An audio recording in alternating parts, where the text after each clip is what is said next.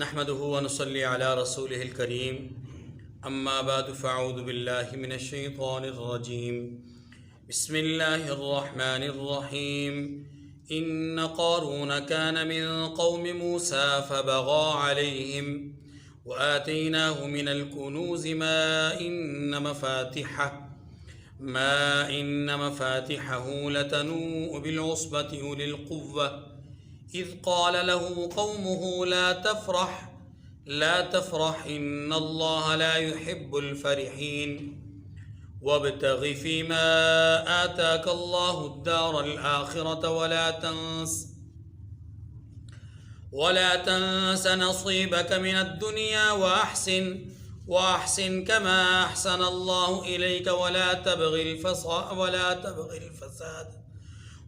تبغ الفساد في الأرض إن الله لا يحب المفسدين قال إنما أوتيته على علم عندي أولم يعلم أن الله قد أهلك من قبله من القرون من هو أشد منه قوة وأكثر جمعا ولا يسأل عن ذنوبهم المجرمون فخرج على قومه في زينته قال الذين يريدون الحياة الدنيا يا ليت لنا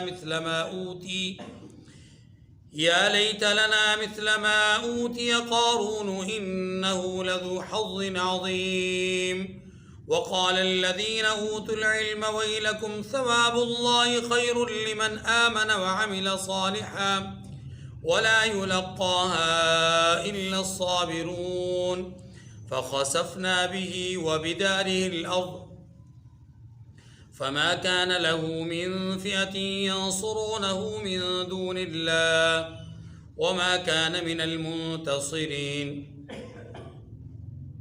وأصبح الذين تمنوا مكانه بالأمس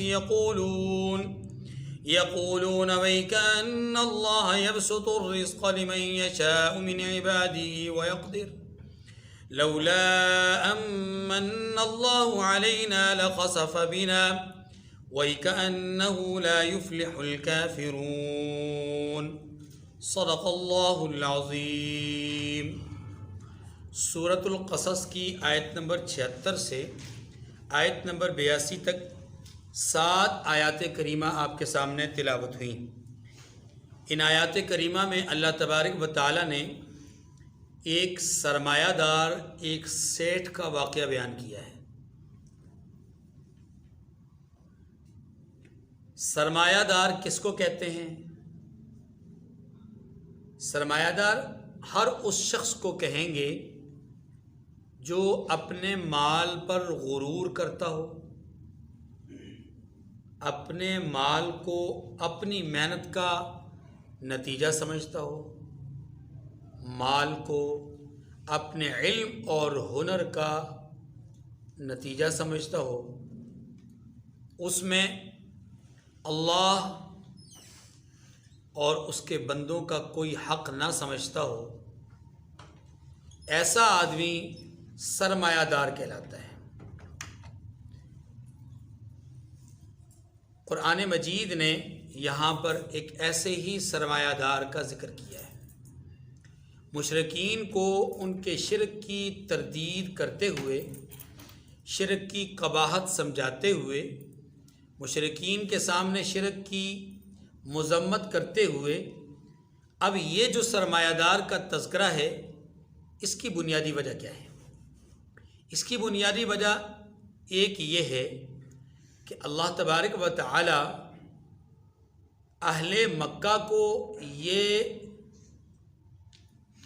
گویا تنبیہ فرما رہے ہیں کہ جس چیز کے خوف کی وجہ سے تم محمد کریم صلی اللہ علیہ وسلم کو نہیں مان رہے، وہ دولت ہے،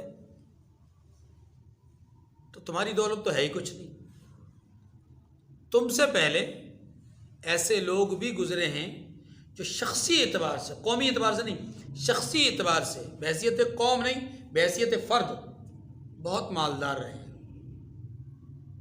بہت زیادہ خزانہ ان کے پاس رہا، لیکن ان کا خزانہ انہیں اللہ کی گرفت اور عذاب سے بچا نہیں سکا، تو تم بھی اپنے مال کی وجہ سے بچ نہیں سکتے۔ دوسری بات، اس لیے یہاں پر اس سرمایہ دار کا ذکر ہوا کہ اہل مکہ رسول اللہ صلی اللہ علیہ وسلم کے عمومی طور پر رشتہ دار تھے۔ کچھ وہ لوگ تھے ان میں سے جو بہت قریبی رشتہ دار تھے، کچھ وہ لوگ تھے جو دور کے رشتہ دار تھے۔ برادری، قوم، قبیلہ ایک تھا۔ اللہ پاک نے انہیں تنبیہ کرنے کے لیے حضرت موسیٰ علیہ السلام کے قریب ترین ایک فرد کا ذکر فرمایا ہے، یہ سمجھانے کے لیے کہ پیغمبر کی بات ماننے میں نجات ہے۔ جو پیغمبر کی بات نہیں مانتا، قریب ترین رشتہ دار بھی ہوگا، کامیاب نہیں ہوگا۔ تبت یدا ابی لہب وتب، یہ وجہ اس جگہ پر اس سرمایہ دار کا ذکر کرنے کی وجہ آپ کے سامنے آ گئی۔ اس سرمایہ دار کے ذکر کرنے کی وجہ میں نے آپ کو عرض کر دی، وہ یہ ہے۔ اب آتے ہیں کہ یہ سرمایہ دار کون ہے۔ موسیٰ علیہ السلام کے چچا تھے، ان کا بیٹا ہے، اس کا نام ہے قارون، اور یہ ظاہر بنی اسرائیل میں سے ہی ہے۔ اور ایک بات آپ اپنے ذہن میں رکھ لیجئے کہ بنی اسرائیل نسل در نسل ایک عرصہ دراز سے غلامی کی زندگی گزار رہے تھے، ان کے پاس تو کھانے پینے کو کچھ نہیں تھا۔ یہ سرمایہ دار کہاں سے آ گیا، یہ ذہن میں رکھیے گا، میں اس پر بات کروں گا۔ قارون موسیٰ علیہ السلام کے چچا کا بیٹا ہے، گویا رشتے میں آپ کا بھائی۔ موسیٰ علیہ السلام اپنی قوم کو لے کر کے مصر سے نکلے، بحر قلزم سے پار ہو گئے، دشمن بحر قلزم میں غرق ہو گیا، آپ کے علم میں ہے۔ وادی تہ میں پہنچے، یہاں پر وہ جو ایک بچڑا بنایا گیا، اس کی پوجا کا ایک سلسلہ تھا، وہ بھی آپ کے ذہن میں ہے۔ ہم ان واقعات کی طرف بالکل یہاں نہیں جائیں گے۔ یہاں جو بات سمجھنے والی ہے وہ یہ کہ قارون اس دور کا بہت بڑا رئیس تھا، بہت بڑا سرمایہ دار تھا۔ موسیٰ علیہ السلام اس شخص کو وقتاً فوقتاً نصیحت کرتے رہتے ہیں، اور یہ اس وقت تک، جب تک کہ ابھی یہ بات آگے واقعہ چل رہا ہے، اس وقت تک موسیٰ علیہ السلام کا مومن تھا، یا موسیٰ علیہ السلام پر ایمان لانے والا تھا۔ آپ علیہ السلام نے ایک بار اسے کہا کہ تمہیں اللہ نے بہت کچھ دیا ہے، اس سے تم رائے خدا میں خرچ کیوں نہیں کرتے؟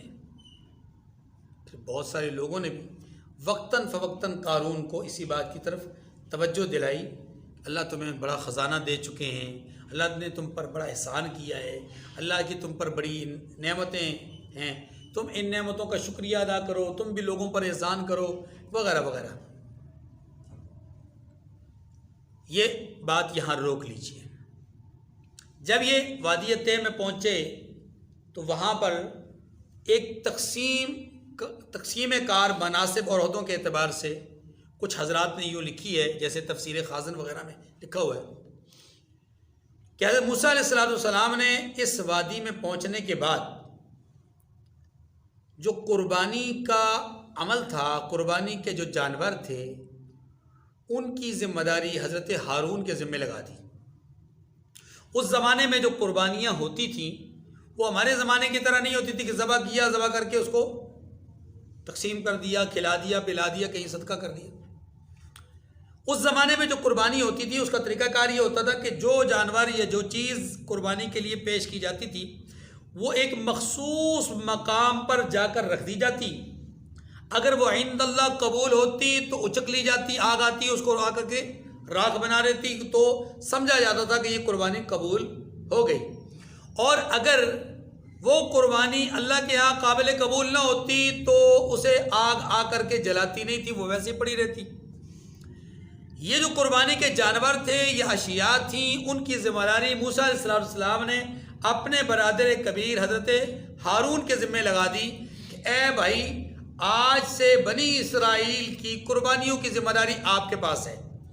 یہ جو بھی جانور جو بھی چیز اپنے لیے اپنی طرف سے قربانی کے طور پہ پیش کریں گے وہ آپ کے سپورٹ کریں گے اور آپ اللہ کے ہاں پیش کر دیجئے. قارون کے بارے میں آتا ہے کہ قارون کو جب اس بات کا علم ہوا کہ یہ منصب ہارون علیہ السلام کو دے دیا گیا، موسیٰ علیہ السلام کو شرعی طور پر رسالت والا منصب ہے، گو کہ وہ منصب ہارون علیہ السلام کے پاس بھی ہے لیکن بنیاد اس کی موسیٰ علیہ السلام ہے، اور جو مقرر ہیں مبلغ ہیں اصل داعی ہیں وہ موسیٰ علیہ السلام ہیں. تو ایک بڑا منصب حضرت موسیٰ علیہ السلام کے پاس، دوسرا منصب جناب ہارون کے پاس. میں بھی تو اسی خاندان سے تعلق رکھتا ہوں اور میرے پاس سرمایہ بھی بہت ہے، مال و دولت بھی بہت ہے، تو مجھے کوئی منصب اور عہدہ نہیں دیا گیا. یہاں سے اس کے دل میں ایک حسد اور کینہ پیدا ہو گیا، اور اس حسد نے اسے یہاں تک لا کھڑا کر دیا کہ موسیٰ علیہ السلام کی وہ جو دعوت ہے کہ آپ اللہ کی راہ میں خرچ کریں، لوگوں کی طرف سے جو اس کو ایک ترغیب ہے کہ اللہ کی راہ میں خرچ کریں، اس کے نتائج یا اس کے نتیجے میں یا اس کے جواب میں قارون بجائے اس کے کہ اللہ کی راہ میں کچھ خرچ کرتا باولے پن کا شکار ہو گیا، اور اس نے یہ کہنا شروع کر دیا کہ کیوں خواہ مخواہ میرے پیچھے پڑے ہو، مجھے کہے جا رہے ہو کہ اللہ نے تم پر احسان کیا، اللہ نے تمہارے ساتھ یہ کیا، اللہ نے تمہارے ساتھ یہ کیا. یہ سب کچھ تو انما اوتیت علی علم عندی، جو کچھ میں نے کمایا اپنے علم سے کمایا، اپنے ہنر سے کمایا، اپنے فن سے کمایا، اپنی عقل، اپنی دانش، اپنی فہم سے کمایا، لہذا میرے پیچھے مت پڑنے کی ضرورت نہیں ہے. اور جہاں تک رہا مسئلہ لوگوں کے ساتھ احسان کرنے کا، تو لوگوں کے ساتھ احسان کرنا اللہ کا کام ہے، میرا کام تو نہیں ہے. یہ اس کے حفوات اور بکواسات جو آپ جن بھی الفاظ میں اس کو تعبیر کریں وہ قرآن پاک کی روشنی میں یہی ملتے ہیں. لیکن حسد کی آگ میں یہ جلتے ہوئے موسیٰ علیہ السلام کے خلاف اب اس نے اقدامات کرنا شروع کر دیے جس کو ہم پروپیگنڈا کہہ سکتے ہیں. انتشار اور افتراق کی اس نے ایک کیفیت پیدا کر لی، اور وہ کیسے؟ اسے سمجھنے سے پہلے ذرا یہ سمجھ لیجئے کہ آپ کے ذہن میں وہ سوال قائم ہونا چاہیے یا اٹھا ہوگا ضرور کہ بنی اسرائیل کا یہ فرد ہے، یہ مالدار کیسے ہوا؟ سارے بنی اسرائیل تو غریب ہیں، ان کے پاس تو کھانے کو کچھ نہیں، یہ اتنا خزانوں کا مالک کیسے؟ اور مفسرین نے لکھا ہے کہ اس نے جو گھر بنایا اس گھر کا دروازہ سونے کا تھا، اور اس گھر میں بہت ساری اس نے تختیاں لگائیں جو کہ سونے کی تھیں، اور اس کے خزانے کی چابیاں یا اس کے خزانہ بہت بڑا تھا، بہت زیادہ تھا، اور اس کی چابیاں بہت سارے ایسے لوگوں کے پاس چابی بردار لوگ تھے ہاں جی کہ جو اس کے ساتھ چلتے پھرتے رہتے تھے. گو کہ اس زمانے کی چابیاں یہ ہمارے زمانے کی چھوٹی چھوٹی چابیاں نہیں ہوتی تھیں، وہ چابیاں بھی باہر لکڑی کے تالے اور اس طرح کے، اور اس کے ظاہر ہے اسی کی طرح کی چابیاں وغیرہ بھی ہوں گی، تو اس کے خزانے بہت زیادہ تھے. اب یہ سوال ہے کہ اس کے پاس اتنے خزانے آئے کہاں سے؟ اس کا جواب سمجھنے کے لیے آپ کو تھوڑا سا اپنے ہی اس بر صغیر میں تھوڑا ماضی کی طرف جھانکنا پڑے گا. انگریز جب یہاں آیا تو اس نے اپنا بر صغیر کے اندر انسانوں میں، بر صغیر کے باسیوں میں پھوٹ ڈالنے کے لیے، ان پر حکومت کرنے کے لیے اور ان لوگوں کو اپنے زیر نگین کرنے کے لیے برطانیہ سے لوگ نہیں منگوائے، اس نے یہیں سے لوگوں کو خریدا. ہر علاقے کے کسی شخص کو چن لیا اور اس کو چن کر وہاں کا نواب، رئیس ہاں جی اور وہاں کا سردار اور وہاں کا خان اور وہاں کا چودھری بنا دیا، اور مخفی خزانے جن کو لوگ کہتے ہیں نا ھذا من فضل ربی، مخفی خزانے ان پر لوٹاتا گیا انگریز، اور انہیں اپنا کاسا لیس بناتا گیا.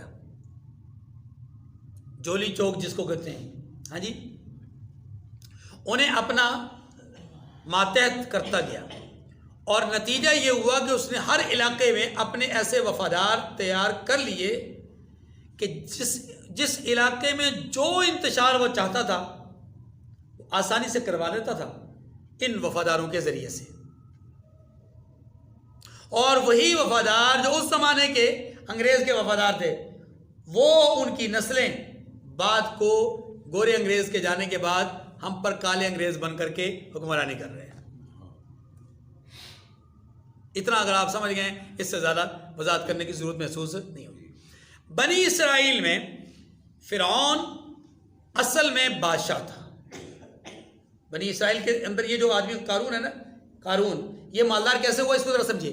اصل میں فرعون تھا بادشاہ، اور اس زمانے میں اس کا جو معتمد خاص تھا اس کا نام تھا حامان، جس کو ہم وزیر اعظم کا منصب اور عہدہ کہہ سکتے ہیں۔ حامان کا بہت قریبی وفادار وہ جو شخص تھا اس کا نام تھا قارون۔ ان فرعون و حامان و قارون، اللہ تبارک و تعالیٰ نے تینوں کا ذکر کیا۔ تو حامان جو کہ وزیر اعظم تھا، بادشاہ فرعون کا، اس کا کاسا لیس تھا قارون۔ قارون کو اس نے اس لیے چنا تھا کہ وہ جانتا تھا کہ یہ شخص حریص ہے، لالچی ہے، اور خاص طور پہ خانوادہ نبوت سے اس کا تعلق ہے، موسیٰ علیہ السلام کے گھرانے سے اس کا تعلق ہے، اور اس شخص کو اگر اپنی وفاداری پر کھڑا کر دیا گیا تو اس کے ذریعے سے بنی اسرائیل میں اپنے نظریات، اپنی طرف سے انتشار، افتراق پیدا کرنا بڑا آسان ہو جائے گا، اور موسیٰ علیہ السلام کے مقابلے میں کھڑا کر دینا اس کو بڑا آسان ہو جائے گا۔ اور بالکل وہ اس میں کامیاب ہوا کہ موسیٰ علیہ السلام نے جب اسی قارون کو جو بھی اللہ کی طرف، اللہ کے حکم کی طرف بلایا، تو اس نے دبے لفظوں میں موسیٰ علیہ السلام کی مخالفت ہی کی ہے۔ ظاہری طور پر یہ موسیٰ علیہ السلام کو ماننے والا ہے، لیکن باطنی طور پر یہ کیا ہے؟ منافق تھا، اور اسی منافقت کا نتیجہ اور بھید اس وقت کھل جاتا ہے کہ جب اس نے جناب موسیٰ علیہ السلام کے خلاف ایک بہت بڑی سازش کی، اور وہ سازش یہ تھی کہ ایک روز موسیٰ علیہ السلام کے خلاف اس نے ایک خاتون کو بھڑکایا اور اسے لالچ دیا ڈھیر سارے مال کا، اور اسے کہا کہ ہم موسیٰ علیہ السلام سے وعظ کروائیں گے۔ موسیٰ علیہ السلام دوران گفتگو سوالات کا جواب بھی دیا کرتے تھے، ہم بھی سوال کریں گے، جب وہ جواب دیں گے تو ہم پھر ایک الزام لگائیں گے موسیٰ علیہ السلام پر، تو آپ نے اس میں گواہی کے طور پر خود کو پیش کرنا ہے۔ چنانچہ موسیٰ علیہ السلام سے قارون نے درخواست کی، اے موسیٰ، آپ لوگوں کو واعظ کیجئے، لوگوں کو سمجھائیے کہ اللہ کے بندوں کا حق کھانا، اللہ کے حقوق کی خلاف ورزی کرنا، اللہ کے حکموں کی خلاف ورزی کرنا، اس کا کتنا بھیانک انجام ہوتا ہے۔ خاص طور پر یہ جو بدکاری ہے اور زنا ہے، اس کا کیا برا انجام ہے۔ موسیٰ علیہ السلام نے وعظ فرمایا، اور دوران وعظ اس شخص نے کہہ دیا، اے موسیٰ، جو سزا زنا کی آپ بیان کر رہے ہیں، کیا یہی سزا ہر شخص کو ملے گی؟ موسیٰ علیہ السلام نے کہا بالکل یہی سزا ہے، کہ اگر وہ غیر شادی شدہ ہے تو 100 کوڑے مارے جائیں گے، اور اگر شادی شدہ ہے تو اس کو سنسار کیا جائے گا۔ تو اس قارون بدبخت نے کہا، اے موسیٰ، یہ لوگ بنی اسرائیل کے کہتے ہیں کہ آپ نے بھی بدکاری کی ہے۔ موسیٰ علیہ السلام حیران و پریشان کہ کتنا بڑا سنگین الزام مجھ پر لگا رہا ہے۔ اس نے کہا، کیا ثبوت ہے تمہارے پاس؟ اس کے لیے کیا تم بینہ رکھتے ہو؟ اس نے کہا کہ جی، ایک خاتون ہے جو آپ کے اس بھیانک جرم کی گواہی دینا چاہتی ہے، اور اس کے ساتھ یہ معاملہ بیتا ہے۔ خاتون کو پیش کیا گیا۔ جب خاتون سامنے آئی، موسیٰ علیہ السلام نے اس سے یہ نہیں کہا کہ کیا میں نے تمہارے ساتھ کوئی اس طرح کا معاملہ کیا، کیونکہ نبوت کے شان کے بھی بالکل خلاف ہے۔ نبی نے عجیب انداز میں سوال کیا، فرمایا خاتون جانتی ہو نا کہ ہمیں رب نے بحر قلزم سے نجات عطا فرمائی اور اسی دریا کے اندر ہمارے دشمن فرعون کو غرق کیا. جانتی ہو نا اس بے آب و گیا سرزمین میں ہمیں من و سلوا کون نواز رہا ہے. جانتی ہو نا کہ اللہ یہ نعمتیں جو ہمیں مل رہی ہیں کس کے حکم سے مل رہی ہیں. اس رب کی شان کو، اس کے جلال کو، اس کے قہر کو سامنے رکھتے ہوئے سچ سچ بتا ماجرا کیا ہے. یہ نہیں پوچھا کہ میں نے کچھ کیا کہ نہیں، فرمایا ماجرا کیا ہے. جب جلال میں موسیٰ علیہ السلام جلالی پیغمبر تھے، جب جلال میں آپ نے یوں سوال کیا تو عورت کانپنے لگ گئی اور اس نے کہا حضور میرا کوئی قصور نہیں ہے، میں تو بہکاوے میں آ گئی، لالچ میں آ گئی، حرص میں آ گئی، اور یہ لالچ اور یہ حرص، یہ بہکاوا دینے والا کوئی اور نہیں، یہی شخص ہے جو آپ پر الزام لگا رہا ہے. اللہ اکبر. پیغمبر یاد رکھیے بہت رفیق ہوتے ہیں، بہت شفیق ہوتے ہیں، بہت مہربان ہوتے ہیں، لیکن جب بات غیرت کی، حمیت کی اور اللہ کے قہر کو دعوت دینے کی ہو تو پھر پیغمبر بھی دست دعا بد دعا کے لیے اٹھا دیتے ہیں. جلال موسوی اپنی شان و شوکت کے ساتھ آسمان کی طرف نگاہ اٹھاتے ہیں اور پھر اللہ سے فریاد کرتے ہیں کہ پروردگار تو اس کو اپنے غضب کا نشان کر دے، پروردگار اس کو تو عبرتناک سزا دے. بس یہ کلمات دل سے نکلے. ایک روز یا 2 روز کے بعد جمع غفیر ہے انسانوں کا، قوم ہے، لوگ ہیں بیٹھے ہوئے ہیں، اور اسی دوران قارون اپنے لاؤ لشکر کے ساتھ، اپنے پورے رعب اور جاہ و جلال کے ساتھ وہ نمودار ہوا اور پورے پروٹوکول کے ساتھ قرآن پاک نے تفصیل سے بیان کیا ہے. اور غرور اور تکبر سے بھرا ہوا یہ انسان اتراتا ہوا اپنے سیکورٹی فورسز کے ساتھ چل رہا تھا.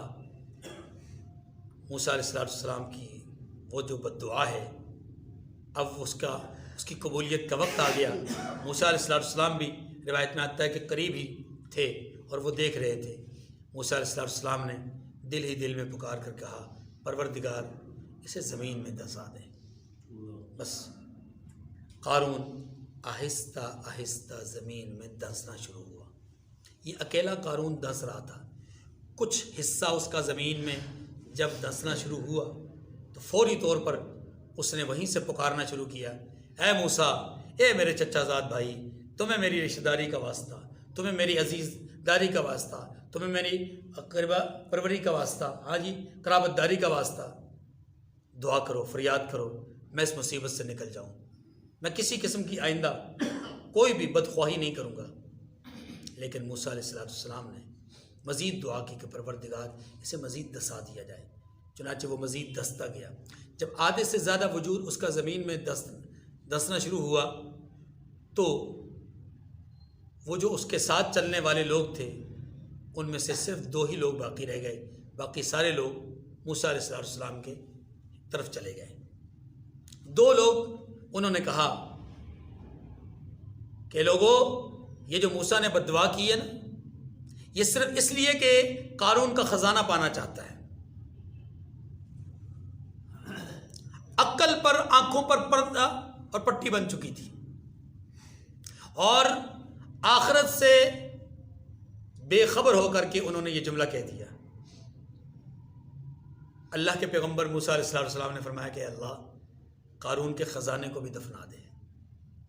اللہ نے قارون کو اس کے خزانے کے ساتھ زمین میں دھسا دیا اور وہ جو 2 تھے انہیں بھی اللہ نے انہی کے ساتھ دھسا دیا.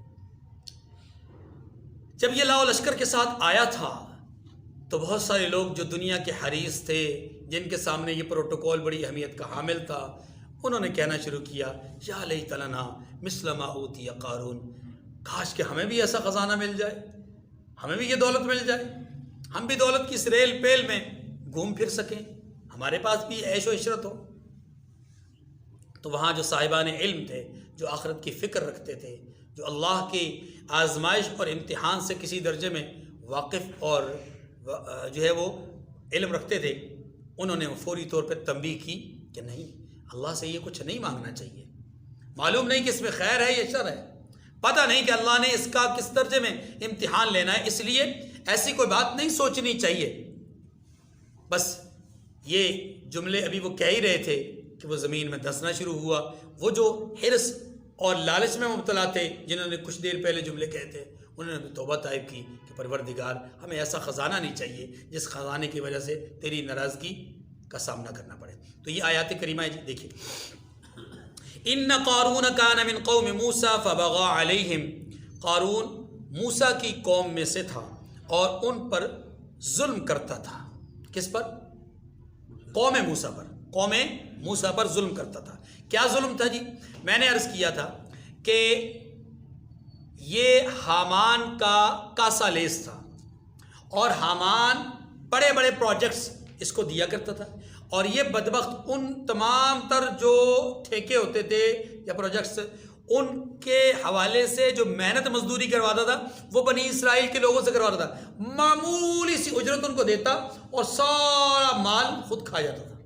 ایک تو یہ بھی تھا، دوسرا یہ بھی تھا کہ حامان سے یہ دولت لے کر کے فرعون کی حمایت میں اس سے کام لیتا تھا، اور یہ بنی اسرائیل کے اندر موسیٰ علیہ السلام کے حوالے سے غلط چیزیں پھیلاتا تھا، جس سے اس قوم کی روحانی طور پر مظلوم، یعنی روحانی طور پر اس قوم کو کیا کرتا تھا؟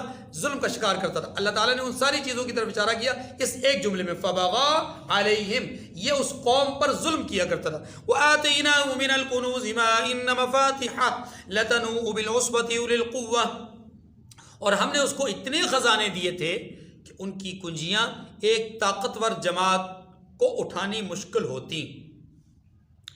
بعض حضرات نے یہ نقل کیا ہے کہ اس کی جماعت میں جو اس کے ساتھ لوگ چلتے پھرتے تھے ان کی تعداد 40 ہوتی تھی، جو اس کے خزانوں کی کنجیاں لے کر کے اپنے اونٹوں پر اس کے ساتھ ساتھ چلتے تھے۔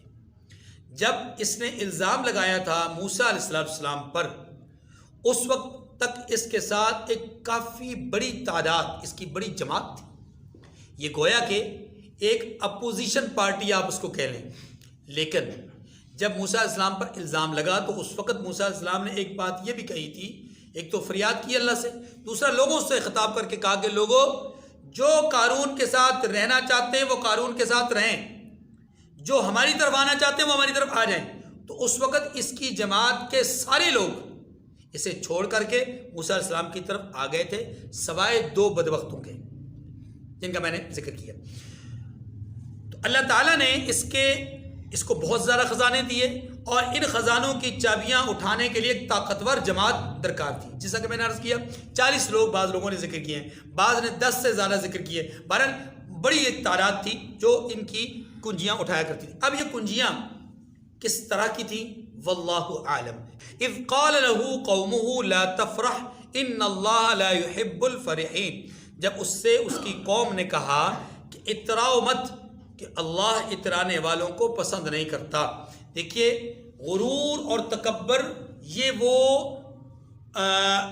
بری خصلت ہے کہ جسے اللہ رب العزت نے کبھی کسی کی طرف سے بھی قبول نہیں کیا۔ وَابْتَغِ فِي مَا آتَاكَ اللَّهُ الدَّارَ الْآخِرَةَ وَلَا تَنْسَ نَصِيبَكَ مِنَ الدُّنْيَا وَأَحْسِنْ كَمَا أَحْسَنَ اللَّهُ إِلَيْكَ وَلَا تَبْغِ الْفَسَادَ فِي الْأَرْضِ۔ یہاں پہلی بات تو یہ کی کہ تکبر نہ کرو لوگوں نے، دوسری بات یہ کی کہ جو مال اللہ نے عطا فرمایا ہے تمہیں، اس سے آخرت کی بھلائی طلب کرو، اور دنیا سے اپنا حصہ نہ بلاؤ۔ میں بھی عرض کرتا ہوں، اور جیسی اللہ نے آپ سے بھلائی کی ہے ویسی تم بھی لوگوں سے بھلائی کرو۔ اور آخری بات، اور ملک میں طالب فساد نہ ہو، کیونکہ اللہ فساد کرنے والوں کو پسند نہیں کرتا، دوست نہیں رکھتا۔ دیکھیے، پہلی بات یہ کی کہ تکبر مت کرو، دوسری بات یہ کی ہے کہ جو آخرت کا گھر ہے اس کے لیے کچھ نہ کچھ تیاری کرو۔ معلوم یہ ہوا کہ یہ جو دولت ہے، یہ جو سرمایہ ہے، اسی سرمایہ سے انسان جہنم میں بھی جا سکتا ہے، اسی سرمایہ کے ذریعے سے انسان جنت میں بھی اعلیٰ مقام پا سکتا ہے۔ یاد رکھیے جس کے پاس پیسہ ہے ضروری نہیں کہ وہ سرمایہ دار ہو۔ میں نے عرض کیا کہ سرمایہ دار وہ ہوتا ہے جس کا پیسہ اللہ کی منشا کے خلاف لگے، اللہ کی مرضی کے مطابق نہ استعمال ہو، وہ سرمایہ دار ہے۔ جس کا پیسہ اللہ کی منشا کے مطابق لگے وہ سرمایہ دار نہیں ہے۔ آپ صحابہ کرام میں دیکھیں گے حضرت عبد الرحمن ابن عوف رضی اللہ تعالیٰ عنہ بہت مالدار انسان تھے۔ حضرت زبیر ابن عوام رضی اللہ تعالیٰ عنہ اللہ نے بڑی دولت دی تھی، 4 بیویاں تھیں، جب انتقال ہوا تو 4 بیوہ چھوڑ کے گئے، اور سیرت کی کتابوں میں لکھا ہے کہ ایک ایک بیوہ کو 12 لاکھ دراہم ملے، ایک ایک بیوی کو 12 لاکھ دراہم ملے۔ آپ اندازہ کر لیجئے ان کی آگے اولاد بھی تھی، ان اولادوں کو کتنا ملا ہوگا، اور ان 4 بیویوں کا 12 لاکھ 48 لاکھ جو ہے، اس کی رقم آج کے حساب سے دیکھ لیں تو کروڑوں روپیہ بنتی ہے۔ لیکن وہ سرمایہ دار نہیں تھے، کیوں؟ اس لیے کہ انہی زبیر رضی اللہ تعالیٰ عنہ نے بہت سارے غلاموں کو آزاد کیا تھا۔ عبد الرحمن ابن عوف رضی اللہ تعالیٰ عنہ کے بارے میں آتا ہے 5000 غلاموں کو خرید کر آزاد کیا، صرف اللہ کی رضا کے لیے۔ تو مال ہے لیکن اس مال کو آخرت کے لیے وقف کر رہے ہیں، تو یہ ان کا مال ان کے لیے کیا ہے؟ نجات کا ذریعہ۔ عبد الرحمن ابن عوف، زبیر رضی اللہ عنہ، یہ 10 مبشرہ میں سے ہیں، معمولی ہستیاں نہیں ہیں۔ رسول اللہ صلی اللہ علیہ وسلم نے ایک مجلس میں بیٹھ کر جن 10 افراد کو جنتی فرمایا، ان میں سے یہ 2 لوگ بھی ہیں۔ حضرت عثمان ابن عفان رضی اللہ تعالیٰ عنہ کہ سخاوت کا چرچا آج تک ہے، اور یہ جو سخاوت ہے ان کی طرف سے، اس سخاوت کو دیکھ لیجئے کہ آج بھی مسجد نبوی کا پرانا بیشتر حصہ حضرت عثمان ابن عفان رضی اللہ عنہ کی خرید کردہ زمین ہے۔ غزوہ تبوک کے موقع پر ان کا ایثار، اور دیگر مواقع پر۔ اس لیے سرمایہ دار ہر وہ شخص نہیں ہے جس کے پاس مال ہو، ہر وہ شخص سرمایہ دار ہوگا جس نے اپنے مال کو اللہ کی منشا کے خلاف استعمال کیا، چاہے تھوڑی رقم اس کے پاس ہو چاہے زیادہ رقم ہو، وہ سرمایہ دار ہی کہلائے گا۔ تو یاد رکھیے ان آیات میں قارون ایک نام ہے لیکن حقیقت میں ایک کردار ہے۔ آج یہی کردار ہمارے ارد گرد منڈلا رہے ہیں، بہت سارے اس طرح کے کردار ہمارے اپنے ملک میں موجود ہیں۔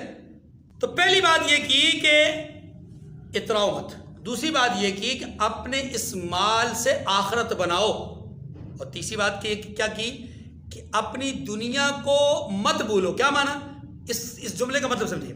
اس جملے کا مطلب یہ کہ تم نے اس دنیا میں رہ کر کے جتنی مرضی تمہیں عیاشی کر لو، کیا کر لو گے؟ زیادہ سے زیادہ اتنے خزانے سے کیا کرو گے؟ سونے کی پلیٹ میں رکھ کر کھاؤ گے تو تب بھی کھانا تو وہی غذا ہی ہوگی نا۔ ان سکوں کو تو نہیں کھا سکتے، اس دولت کو تو رول بنا کر نہیں کھا سکتے۔ تو بہتر نہیں ہے کہ اپنے حصے کا کھاؤ، اور جو آپ کے حصے کا نہیں ہے اسے بچانے کے بجائے خرچ کرو تاکہ وہ تمہارا اگلے جہان میں حصہ بن جائے۔ انسان کا مال وہی ہے نا جو اس نے کھا لیا، جو اس نے پہن لیا، جو اس نے پی لیا، اور جو اس نے آگے بھیج دیا، وہی اس کا مال ہے۔ اور جو مال اس نے پیچھے چھوڑ دیا وہ اس کا مال نہیں ہے، وہ تو اعزاء اقارب رشتہ داروں کا مال ہے، معلوم نہیں وہ کہاں خرچ کرتے ہیں کہاں نہیں خرچ کرتے۔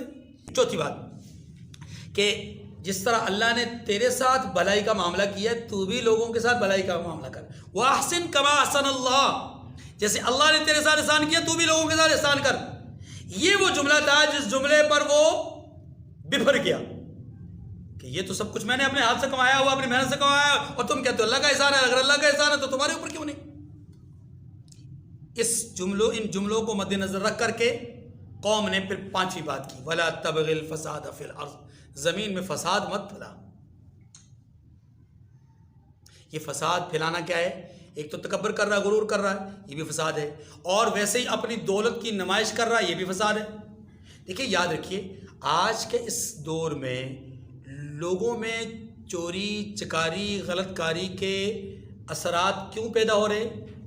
ان نمود و نمائش کی چیزوں کو دیکھ کر کے۔ اسی لیے انہوں نے کہا کہ اے قارون زمین میں فساد مت کر، تیری نمود و نمائش کی وجہ سے بہت سارے لوگوں کا دل دنیاوی لالچ اور حرص میں مبتلا ہو رہا ہے. یہ فساد مت کر. دوسری بات، فساد مت کر زمین میں، کیونکہ تو پیغمبر سے ٹکرا رہا ہے، اور پیغمبر سے ٹکراؤ زمین میں فساد ہے.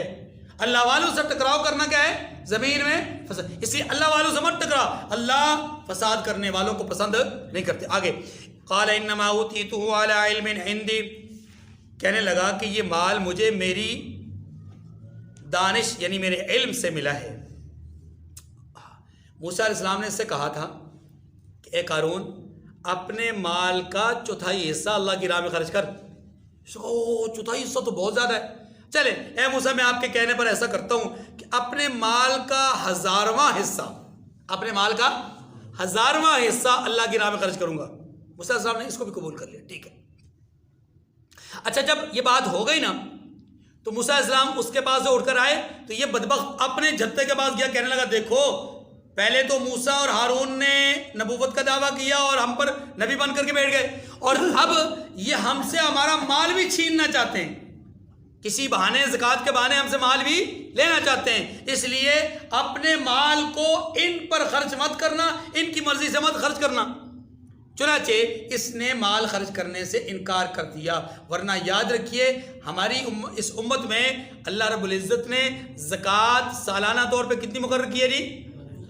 100 میں سے 40واں حصہ یعنی 2.5%، یعنی 2.5%. 100 میں سے 2.5 روپے. اگر 1 لاکھ روپے آئے تو کتنے؟ 2.5 روپیہ. اگر 4 لاکھ روپے ہے تو 10,000 روپیہ، اور اگر کسی کے پاس 4 کروڑ ہے تو 10 لاکھ روپیہ. اب جب انسان دیکھتا ہے، جو بڑے لوگ ہوتے ہیں وہ دیکھتے ہیں کہ یار کروڑوں روپیہ ہمارے پاس ہماری مالیت ہے، اور اس میں سے جب ہم زکوٰۃ 2.5% نکالیں گے تو یہ تو لاکھوں روپے بن جاتا ہے. وہی سے ان کا دل چھوٹا ہو جاتا ہے. قارون کے ساتھ بھی ایسا ہی ہوا. قارون نے 10,000ویں حصے کا وعدہ تو کر لیا، لیکن جب اکیلے بیٹھ کر اس نے کیلکولیشن کی، اس نے دیکھا کہ یہ تو بہت بڑا خزانہ بن رہا ہے.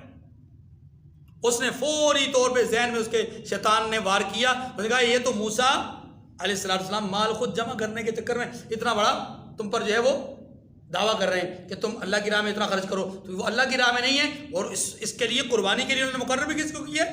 اپنے بھائی ہارون علیہ السلام کو. تو اس لیے اس کا مطلب یہ ہوا کہ نعوذ باللہ یہ سارا کا سارا مال خود ہتھیانا چاہتے ہیں. اللہ کے پیغمبر حضرت موسیٰ علیہ السلام کے خلاف اس کا یہ جو ہرزہ سرائی والا معاملہ ہے، اللہ تبارک و تعالیٰ نے اس کو ہرگز پسند نہیں کیا. لوگوں نے بھی اس کو کہا، موسیٰ علیہ السلام نے بھی کہا. اب جب سب کی بات سن چکا تو پھر کہنے لگا کہ یہ جو میرا مال ہے یہ اللہ کا کوئی احسان نہیں، یہ میرے اپنے علم کا نتیجہ ہے. اولم یعلم، اللہ پاک نے اس کا جواب دیا. پہلے تو فرمایا اولم یعلم ان اللہ قد اہلک من قبلہ من القرون من هو اشد منہ قوۃ واکثر جمعا، کیا اس کو معلوم نہیں کہ اللہ نے اس سے پہلے بہت سی امتیں جو اس سے قوت میں بڑھ کر اور جمعیت میں یعنی افراد میں بیشتر تھی ہلاک کر ڈالی ہیں؟ کیا اس کو پتہ نہیں؟ قوم نوح، قوم لوط، قوم عاد، قوم سمود، ہاں جی وہ کلدانی، وہ مصری، وہ سارے کے سارے لوگ ہلاک ہوئے. کیا اس کو پتہ نہیں؟ وَلَا يُسْأَلُ عَنْ ذُنُوبِهِمُ الْمُجْرِمُونَ، اور گناہگاروں سے ان کے گناہوں کے بارے میں پوچھا نہیں جائے گا.